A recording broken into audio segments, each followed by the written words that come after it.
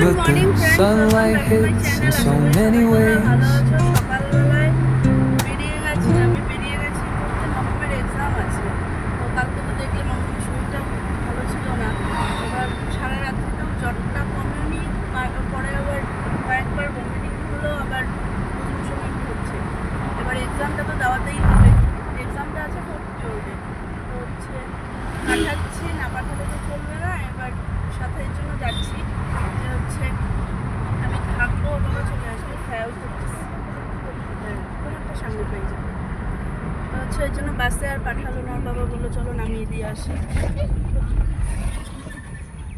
তো ওর জন্য ওষুধ খাইয়ে নিয়ে এসছি।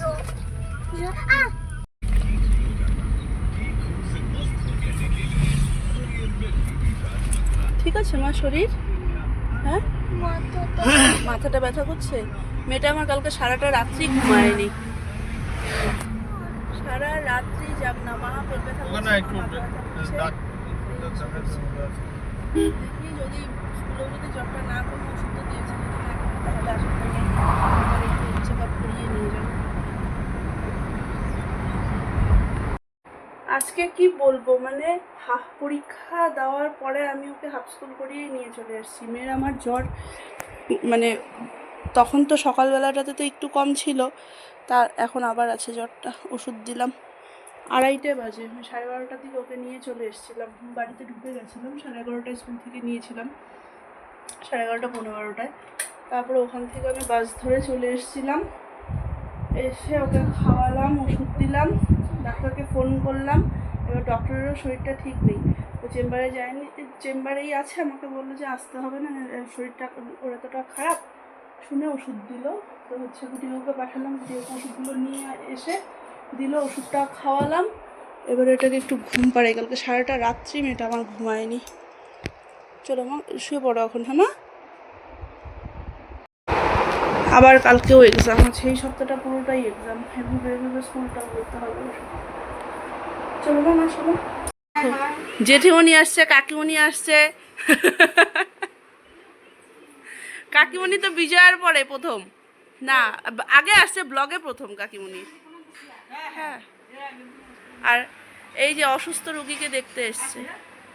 মা খেয়ে নাও শোনা, একটু ওঠো, আসো একটু খেয়ে নাও মা, একটু খেয়ে নাও মা, একটু আর অল্প। 10টা বাজে, ঘরের মধ্যে সন্ধ্যার থেকে সবাই আসলো, ইসে হলো, মামাকে দেখে গেল, সবারই শরীরটা ভালো না, সবাই শুনেছে। ওর বাবা আসলো জলপাইগুড়ির থেকে, অনেকটাই লেট করে এসছে আজকে।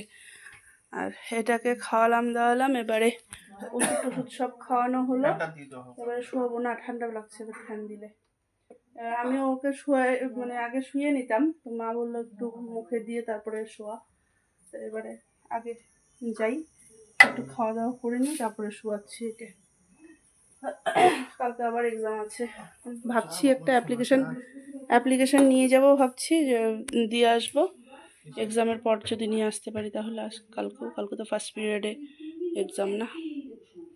দেখি যদি শরীরটা ঠিক থাকে তাহলে তো করে আসবে, যদি শরীরটা একটু ইসে থাকে তাহলে দেখা যাক।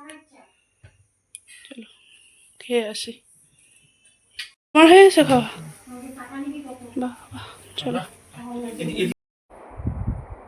সংসারের কাজ খুটুর করে আর শেষ আর হয় না, তার মধ্যে যদি সারাটা দিন বাড়িতে না থাকা যায়। দুপুরবেলায় ওই যে কিছুক্ষণ ছিলাম না বাড়িতে, তারপরে আসার পর থেকে তো টুকটুক করে চললো। তারপরে মামামকে নিয়ে দুপুরবেলায় শুলাম, যেহেতু কালকে সারা রাত্রি ঘুম হয়নি, দুপুরবেলায় ঘুমিয়েছিলাম একটু, যাই হোক।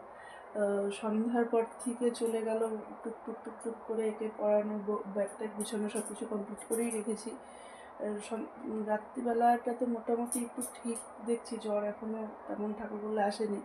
সকালবেলায় তো পাঠাচ্ছি স্কুলে, তো আজকের ড্রেসটা তো ধুয়ে দিয়েছি, এবার এটা হচ্ছে আয়রন করব।